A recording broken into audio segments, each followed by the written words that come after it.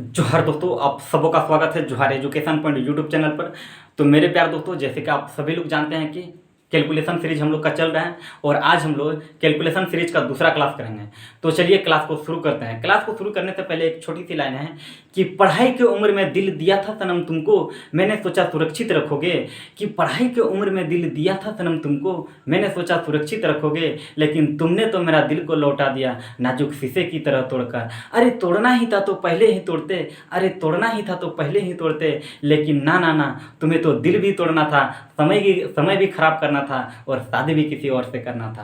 तो मेरे प्यार दोस्तों, इसलिए प्यार करना अच्छी बात है, लेकिन समय से पहले सुधर जाना सबसे बड़ी बात है। तो चलिए क्लास को शुरुआत करते हैं। तो पिछले क्लास में हम लोग 11 से गुना करने का स्मार्ट तरीका को सीखे थे और आज हम लोग जोड़ को फास्टली कैसे जोड़ को हम लोग स्पीड में कैसे जोड़ सकते हैं, उसी को आज हम लोग सीखने का चेष्टा करेंगे। तो इसमें 1 डिजिट का सम आपको याद होना चाहिए। 1 डिजिट का सम आपके जहन में होना चाहिए। अगर आपके जहन में है तो जोड़ आपके लिए इजी है। जैसे स्टेप 1 क्या है,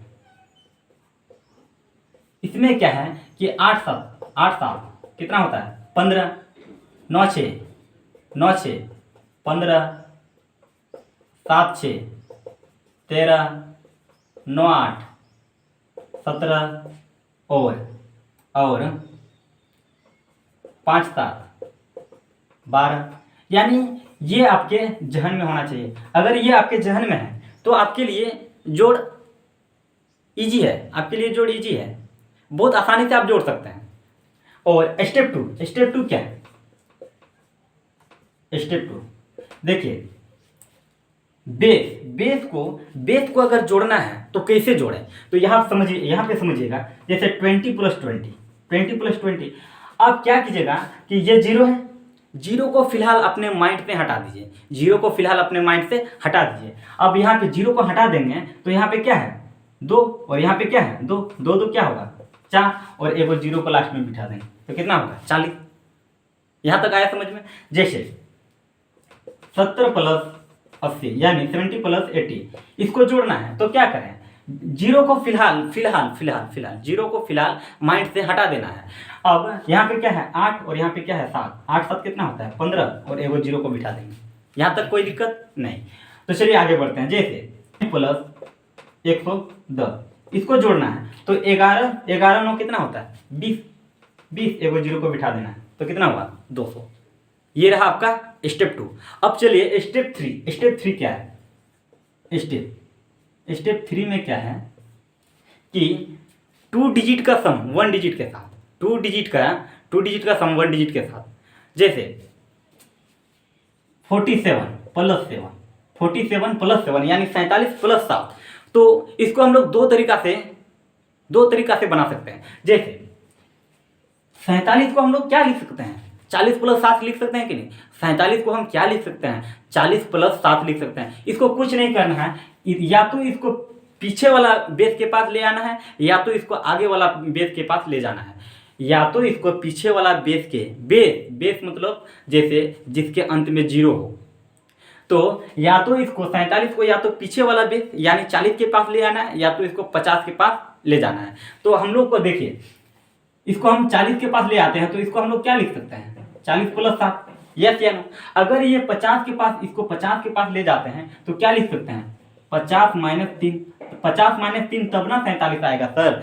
50 - 3 लिखेंगे तब ना 47 आएगा। जैसे 40 + 7 तब ना 47 होगा। अब देखिए 7 और 7 कितना होता है 7 और 7 14, 7 और 7 14 और 40 में 14 को जोड़ेंगे तो 14 को जोड़ेंगे तो कितना होगा 54 होगा कि नहीं।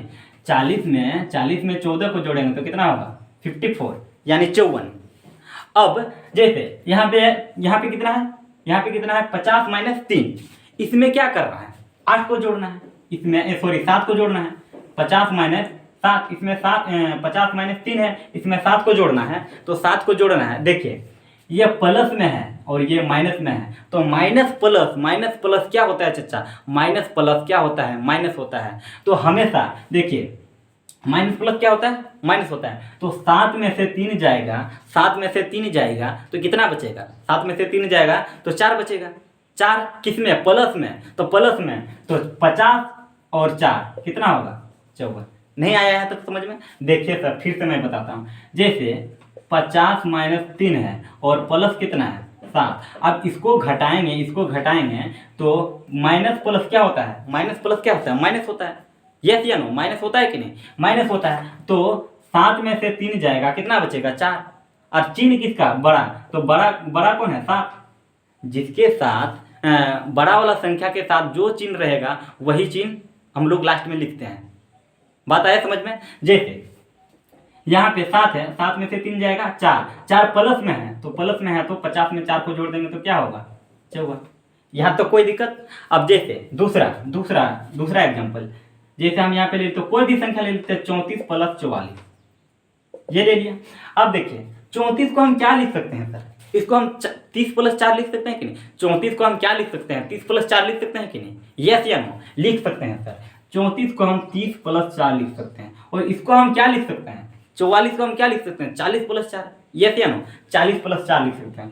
तो 40 प्लस 4। अब देखिएगा, अब यहाँ पे देखिएगा ये क्या है, ये 4 है और ये 4 और 4 कितना होगा 8। इसको फिलहाल साइड में लिखिए, 4 और 4 8।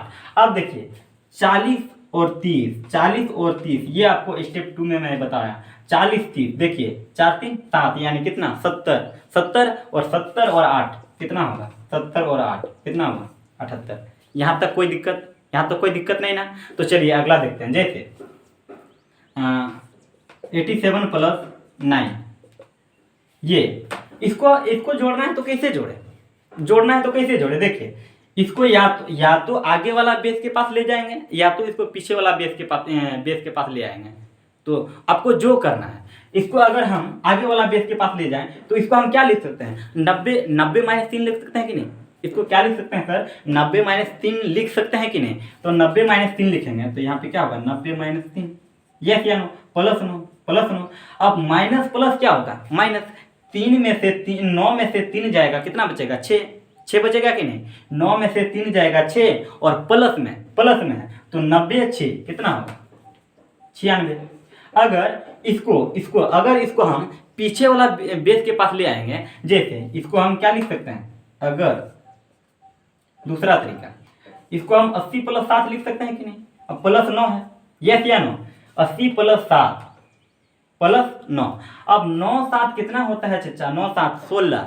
यही तो आपको बोले थे कि ये आपके जहन में होना चाहिए। 9 7 16 और 80 में 16 को जोड़ेंगे तो 96 होगा कि नहीं, 96 होगा कि नहीं, तो होगा सर। तो यहाँ तक कोई दिक्कत नहीं। तो चलिए आज की क्लास यहीं तक, नेक्स्ट क्लास में मिलते हैं हम लोग। अगर वीडियो अच्छा लगा हो तो वीडियो को लाइक ज़रूर कीजिएगा। तो चलिए नेक्स्ट क्लास में मिलते हैं, तब तक के लिए जय हिंद।